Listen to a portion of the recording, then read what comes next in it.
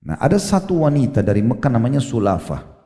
Sulafah ini kebetulan dia seorang tokoh Quraisy, orang kaya di Mekah. Suaminya sama ketiga anaknya ikut berperang Uhud tahun 3 Hijriah. Maka dia masuk di kancah peperangan. Waktu dia lihat pasukan Quraisy sudah menguasai medan perang, dia cari mana suaminya.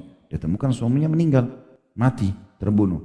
Dia cari anak-anaknya, dia temukan anak-anaknya kebetulan memang disebutkan namanya dalam buku-buku sejarah. Ada Musaffi', ada Kilab, dan ada Jullas, ya. Ketiga orang ini semuanya ternyata ditemukan sama dia terbunuh kecuali satu orang yang tersisa dari anak-anaknya. Kebetulan Jullas yang belum mati tapi semua tubuhnya darah. Maka Sulafah pun mengangkat kepala anaknya, ditaruh di pahanya. Kemudian dia mengatakan, siapa yang membunuhmu hai anakku? Maka Jullas karena sudah lagi sakarat tidak bisa ngomong, tapi ibunya terus mendesaknya.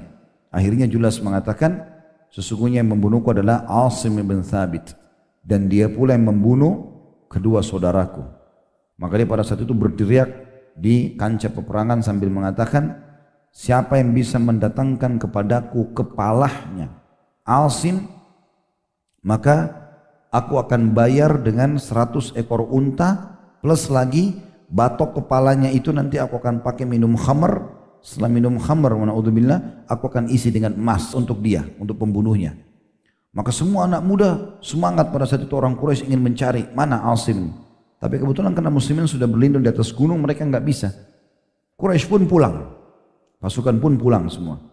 Tetapi informasi dari Sulafah untuk orang-orang Quraisy, dan itu tersebar di seluruh suku Arab pada saat itu yang ada di sekitar Mekah, Madinah, di Jazirah Arab, kalau Asim ini target utama, karena siapapun yang bisa membawa ke dia hidup atau mati, maka tetap akan mendapatkan 100 ekor unta plus lagi batok kepalanya. Setelah dibersihkan, dipakai minum khamr sama Sulafah, ditaruh emas. Setelah itu maka emasnya dikasih kepada pembunuhnya gitu. Tersebarlah informasi tersebut. Nabi SAW pulang ke Madinah bersama para sahabat dalam kisah yang panjang tentunya tentang masalah bagaimana kekalahan ini terjadi, karena dari 700 pasukan 70 orang terbunuh, sisa 630, dan 630 ini semua luka parah. Sebagian hadis sejarah mengatakan minimal luka pada saat itu di Uhud adalah 2 sabetan pedang. Tapi yang jelas kuasa Allah Subhanahu wa taala pada saat itu, Allah ingin menyemangati kembali muslimin. Pulang hari Sabtu malam dengan kekalahan. Subuh tidak banyak orang yang sholat pada saat itu karena banyak yang luka, mayoritas pasukan luka. Kemudian Nabi SAW terima wahyu, kalau semua yang hadir kemarin yang luka itu harus datang sekarang, kumpul lagi, kejar Quraisy, dan tidak boleh pasukan baru, harus yang kemarin. Maka di sini ujian yang sangat berat, luka di badan mereka minimal 2 sabetan pedang. Maka mereka pun pada saat itu semuanya tidak tersisa, 630 orang bersama Nabi SAW keluar dan membentuk pasukan lalu mengejar Quraisy sampai ke wilayah Hamrat Asad.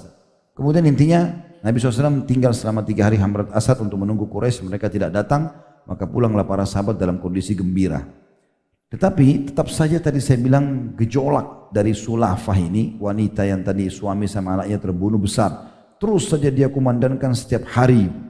Tentu ada At-Tabari berkata tentang masalah ini, iya, maksudnya Sulafah akan memberikan hadiah sebanyak 100 unta bagi siapa saja yang berhasil membawa kepala Asim kepadanya. Lalu santerlah berita tentang nazarnya itu di tengah-tengah orang-orang Quraisy. Karenanya setiap pemuda Mekah pun berangan-angan dapat berhasil membunuh Asim bin Thabit, lalu menyerahkan kepalanya kepada Sulafah, hingga terjadi tragedi Ar-Raji' atau Bi'r Ma'unah pada tahun 4 Hijriah. Kisahnya teman-teman sekalian, ada sebagian orang suku Arab datang, lalu mereka mengikrarkan syahadat di depan Nabi SAW. Terdiri dari 3 suku yang masyhur, yaitu suku Ra'al, Zakwan, dan Usayyah. Ketiga suku ini datang pura-pura masuk Islam, ada utusan-utusannya, kemudian mengatakan, ya Rasulullah, kami masih baru masuk Islam, kami ingin orang yang mengajarkan kami agama.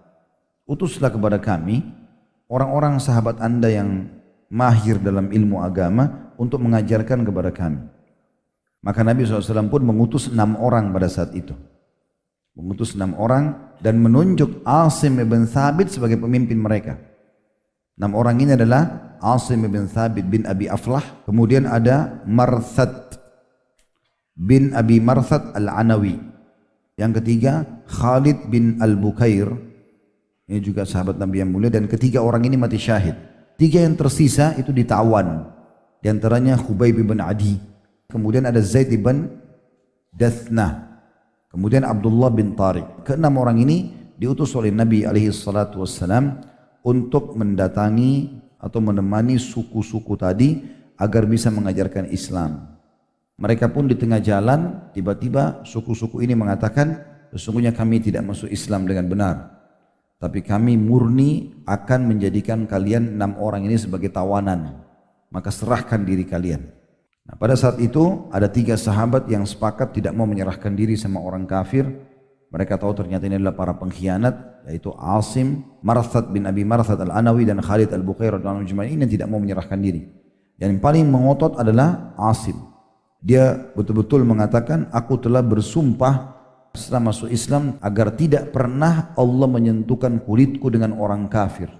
Jadi dia bersumpah begitu, dia minta kepada Allah agar jangan sampai dia tersentuh dengan orang-orang kafir.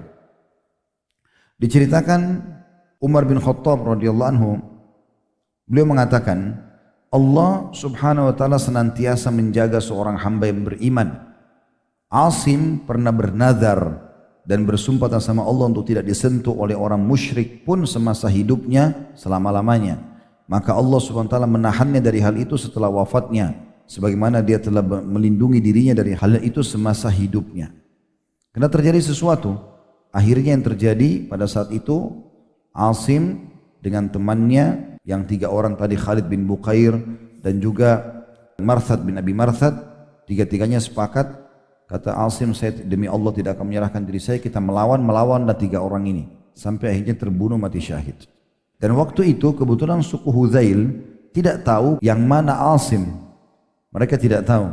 Sampai akhirnya mereka mendesak 3 orang yang tersisa untuk mengakui.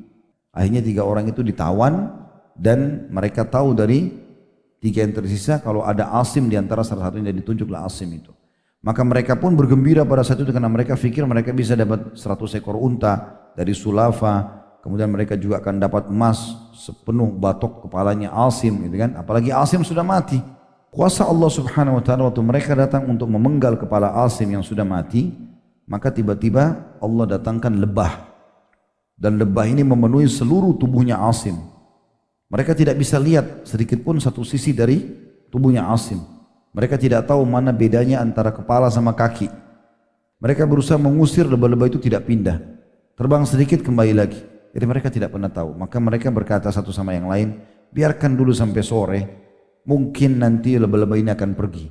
Pada saat tiba sore hari, Allah datangkan banjir yang besar di lembah itu, kemudian membawa jenazah Asim radhiyallahu anhu entah kemana kuasa Allah subhanahu wa ta'ala.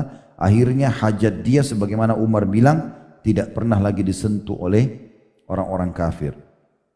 Kata penulis, Allah SWT telah menjaga kepala Asim yang mulia itu agar tempurung kepalanya tidak digunakan untuk meminum arak. Ia telah melindungi agama Allah, maka dia pun melindungi jasadnya.